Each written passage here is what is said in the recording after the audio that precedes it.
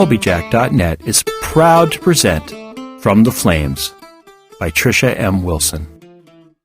The people of the fire, the Blesa, led by their queens, have ruled the island of Alfeyju and oppressed the Driva, the people of the ice, for more than 16 generations.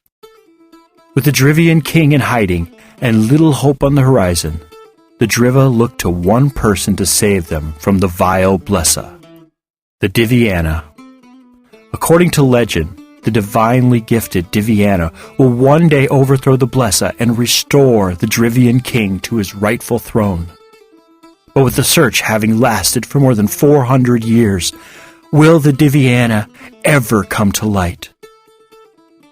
Willow is the slave of the Raskpil family. Bought at the age of 4, 20 years have passed since her life irrevocably changed. Her existence is no worse than any other slave, but within, Willow wonders if there isn't something more she should be doing with her life other than serving the ungrateful. Ordered to travel with her master's family to Sondertoft, so her master's adult children can take part in an ancient rite of passage, Willow is shocked when she learns that she too must participate. Will she fail, as all before her have? Will she rise to the challenge and become stronger after passing through the flames? Episode 65, Chapter 37, The Mists of Kaliva. "What about the ship?" Sigurd asked Willow the next morning. They were staring into the sea, watching the waves crash upon the shore.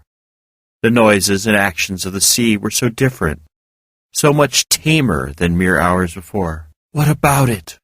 Willow asked, her mind strangely calm after the events of the last night. "Are you just going to leave it here?" "What do you expect me to do?" Willow asked, glancing at Sigurd out of the corner of her eye. "I don't know," Sigurd admitted. "Save it from its watery grave? Bring it back to the surface? I don't know. Do something other than accept that it's gone?" "I don't have the type of power needed to resurrect a ship from the sea. And even if I did, the Faruf would need extensive repairs. It could take months or even years before it was seaworthy again. We won't be able to use it." "I know that. It's only... the ship was so beautiful and majestic. They don't make ships like that anymore." "Is the ship the only thing you're worried about?" Willow asked, her voice calm. Anyone hearing her words would have sworn she didn't really care about his answer. But in reality, she did. She cared immensely about his answer. His words would give her insight about him as a person. An insight only a few hours ago she wouldn't have cared much about. The sea monster, almost drowning, the losing Val for a time, however, had changed her. For the better, she hoped. "Of course the ship isn't the only thing I'm worried about," Sigurd responded, sounding hurt that she'd think something like that. "I was worried sick about you last night. I thought I'd lost you. Again. It seems as if I'm always in danger of losing you." "You have been," Willow said, "but you knew that this quest wouldn't be without danger since we started. You knew people would try to injure me, even kill me. But that was before I realized how much I care for you, love you. Have you had a chance to think about—" "I told you we'd talk about that after everything was settled. I've been too busy trying to stay alive and keep everyone else alive to even think about that. My answer won't change no matter how much you pester me for an answer." "I am so sorry. I am such a pest. I'll leave you alone so you get some peace." Sigurd turned and walked toward the group. His anger and hurt were in every step he took. Willow said, "Why does he have to be so annoying?" Val suggested. "Ungrateful. Hard-headed."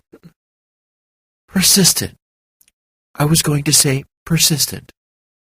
"Sure you were," he murmured. Willow ignored him. "I know he wants an answer. I know he wants me to marry him. But I'm too preoccupied and too hunted to think about marrying anyone. Right? I mean, you do agree with me, don't you, Val?" Do you really want my opinion, Willow? Val asked, his voice unusually grave. Of course I do. I wouldn't have asked if I didn't. I think if you really felt how you should feel in order to accept a marriage proposal, you'd have already given him the answer he wants, no matter what the circumstances were. So you're saying I don't love him? No, I'm saying you don't want to marry him and have a bunch of kids with him. Big difference. Willow, Kalina said, at her side suddenly. Come on, it's time to go. Everyone's raring to get moving. She looked into Willow's face for a second and said, What's wrong?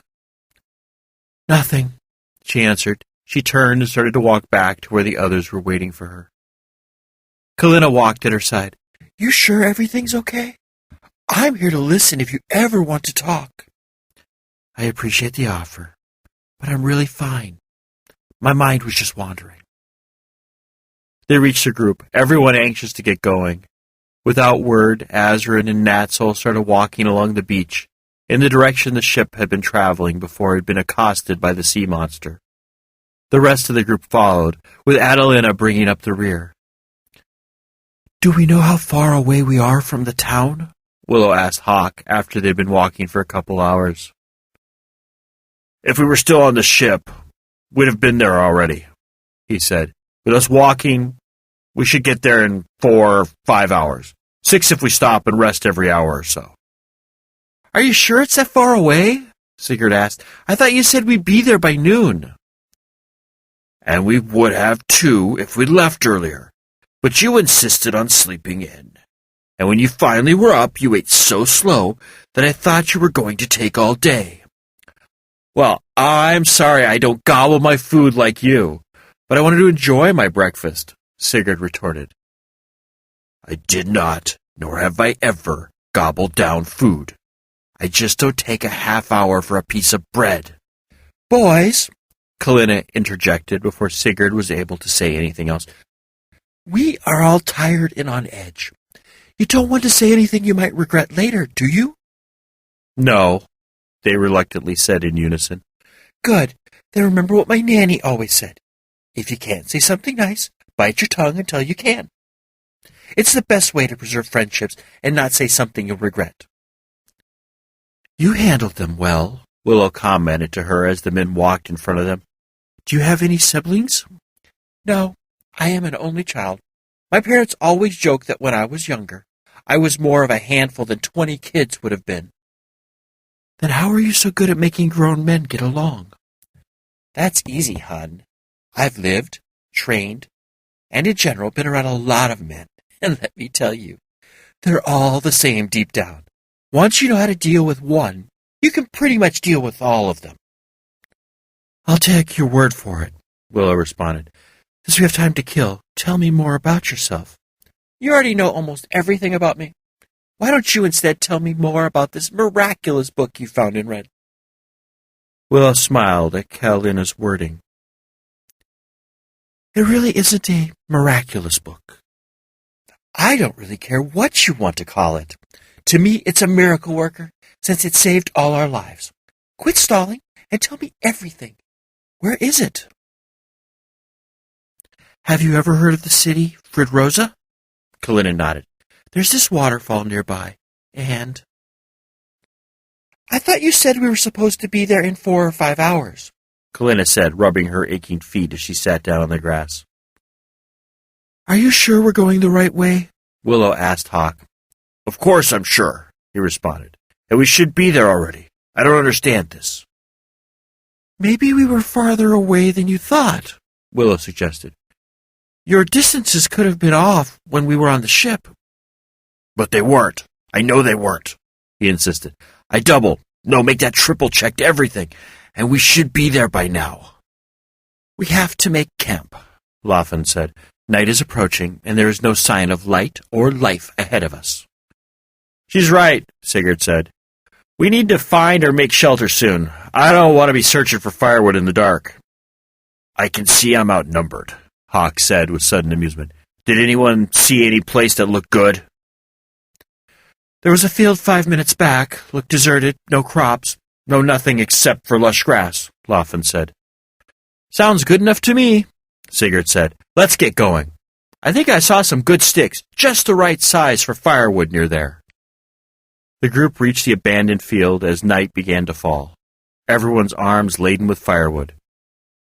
If rationed, they'd be able to keep the fire going all night, providing both warmth and light. While they'd been walking, Adelina had been hunting, periodically bringing back her catches so they'd have fresh meat for dinner, a welcome change from what they had been eating for the last week. As they sat eating and laughing, Willow began to feel that something wasn't right. She looked over her shoulder and searched the dark, but she couldn't see anything which she should be worried about.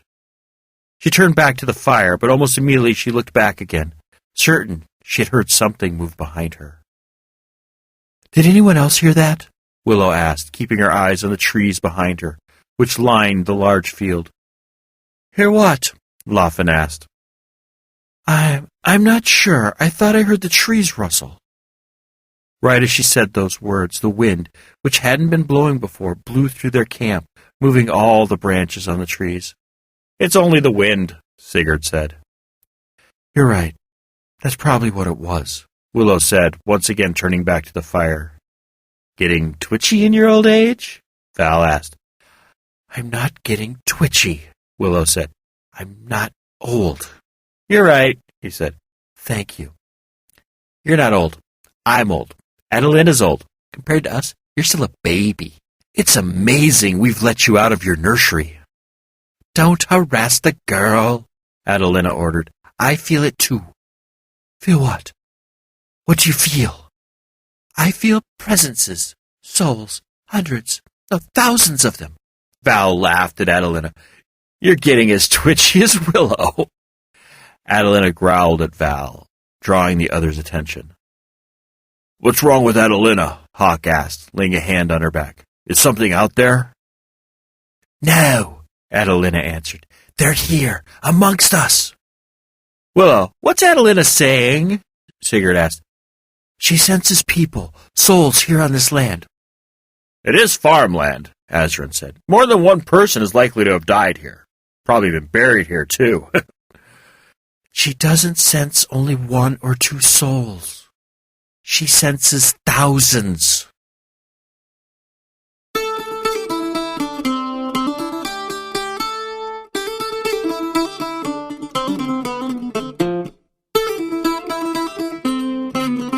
You have been listening to From the Flames by Trisha M. Wilson. Read, recorded, mastered, encoded, and produced by Colbyjack.net. This work is released under a Creative Commons 3.0 Attribution, Non-Commercial, Share-alike license. Do what you want with it, just don't try to profit from it. Heaven knows we can't. If you have any questions, comments, or rants you wish to share with us, we can be reached at Colbyjack at Colbyjack.net. That's COLBYTRAX @COLBYJACK.net. Yep, I sing it too. If you want to follow the exploits of Trisha in Twitterland, just search for Lady Trisha W on Twitter, or follow the ever-dashing, courageous, hardworking, intelligent, and immensely humble Colbyjack on the Twitters as well. If you find that you can't, just wait to find out what will happen with Willow, the strong dude and the annoying dude. Be heartened to know that From the Flames is available from Amazon, Barnes & Noble, and Smashwords, as well as from our little shop. Didn't you know about our little shop? Why, yes, we have a little shop located at shop. That's shop.colbyjack.net. That's shop.colbyjack.net. Yeah, real original there. There you will find the latest ebook versions of all our works in both Mobi and ebook, all DRM-free, as well as audiobook versions of such works as Firmware Hijacked and Proxy, as well, naturally, as well as From the Flames. The audiobooks differ from the podcasts in that the headers and bumpers only run once, and the episodes are grouped into hour-long episodes for easy burning to CD or for downloading on the go. If you find you don't need any stuff, but just want to thank us monetarily for our efforts here, just head on over to Colbyjack.net, select either audio or visual, and look for the donate button located on the blog roll. Well, anyway, thank you for listening, have a wonderful week, and remember to be fabulous.